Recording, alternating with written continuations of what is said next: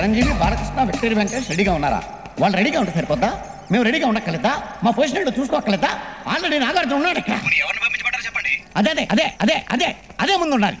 బాలకృష్ణ పంపించే ముందు ఒకసారి కన్ఫర్మ్ చేసుకో. 12 villages, 30,000 people, single theatre, proprietor. Ready ready ఎప్పుడు రెడీ కాదు రెడీ అని. ఏంది ఆయన ఊరికెలా అరుతాడు? ఆయన అంతేరా బీపీ కేసు. వద్దురా సోదరా, ఏదో మాట వినకురా. ఆగరా సోదరా, టికెట్ ఇచ్చి లోపలికి వెళ్ళరా. కూర్చుని టికెట్లు ఇవ్వడం పక్కన కొడుకు వైజాగ్ అనుకున్నావా? ముందు చెప్పా.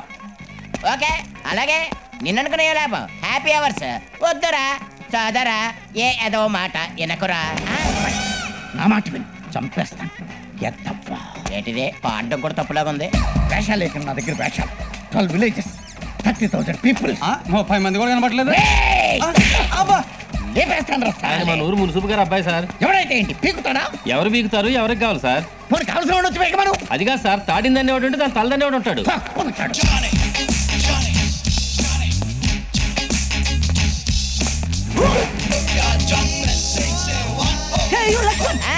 నువ్వేంటి ఇక్కడ?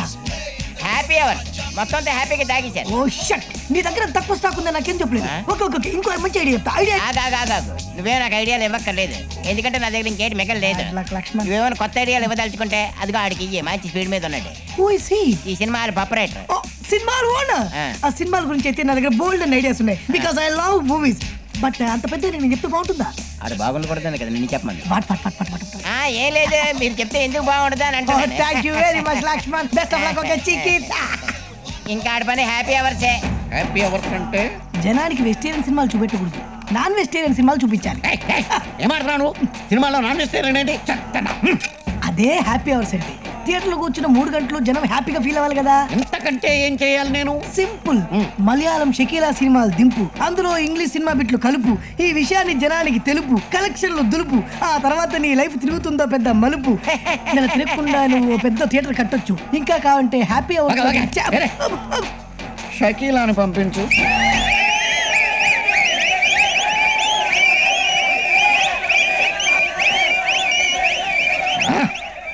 ఆడు చెప్పింది 100% నిజం.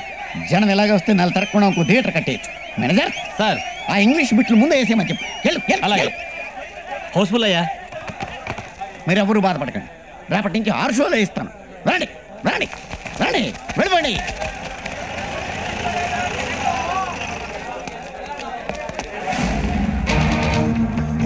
అసలు మనకు వచ్చిన ఇన్ఫర్మేషన్ కరెక్టో కాదో అప్పటి వరకు మన సెన్సార్ మెంబర్స్ మనం తెలియకూడదు. వెళ్ళండి. Okay madam. షకీలా సినిమా చూడడానికి లేడీసా? విలేజ్ ఎంత డెవలప్ అయిపోయింది. ఒక్క షకీలాని చూడడానికి 2 షకీలాలు వచ్చారా? ఎక్స్ట్రా చేసేసైనా సరే వీళ్ళకి సినిమా చూపెట్టాలి. రండి రండి. మీరు 12 villages, 30,000 people, single theatre, proprietor. ఓహో, కూల్ డ్రింక్లు పుచ్చుకుందరు కానీ రండి. మేము కూల్ డ్రింకులు పుచ్చుకోవడానికి రాలేదు. మీలాంటి వాళ్ళు దేనికోసం వస్తారో నాకు బాగా తెలుసు. మేము ఎవరో నీకు తెలుసా? పోస్టర్ చూసి సినిమా ఏంటో చెప్పగలను, అలాంటిది మీ ఫేసులు చూసి మీ క్యారెక్టర్ ఏంటో చెప్పలేనా? చల్ల చల్లగా కూల్ డ్రింకులు వేసుకుంటే వేడివేడిగా సినిమా చూసుకోవచ్చు. వేడివేడిగా చూడడం అంటే? అన్నీ తెలిసి తెలవనట్టు అడుగుతారే. అన్నీ తెలుసుకునే వచ్చాం.